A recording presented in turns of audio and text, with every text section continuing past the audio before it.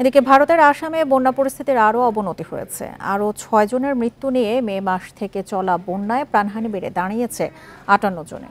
30 জেলায় ক্ষতিগ্রস্ত মানুষের সংখ্যা 24 লাখের বেশি। আসামের দুর্যোগ ব্যবস্থাপনা কর্তৃপক্ষ জানায়, ব্রহ্মপুত্র, বরাক, দিগারু ও কল্লং নদীর পানি বিপদসীমার ওপর দিয়ে বইছে। বন্যায় ধুবড়ী জেলায় সবচেয়ে বেশি ক্ষতিগ্রস্ত হয়েছে। সেখানকার প্রায় 8 লাখ মানুষ চরম ভোগান্তিতে পড়েছেন। বন্যা দুর্গতদের উদ্ধারে কাজ করছে আসামের বিপর্যয় মোকাবেলা বাহিনী ও ফায়ার সার্ভিস কর্মীরা। সরকারি 577টি আশ্রয় কেন্দ্রে অবস্থান করছে 53,000 মানুষ।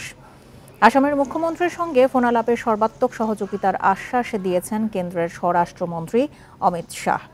বন্যার কারণে আসামের কাজিরাঙ্গা জাতীয় উদ্যানের 70% এলাকা ডুবে গেছে। চলতি মৌসুমের বন্যায় প্রাণ গেছে শতাধিক বন্যপ্রাণীর।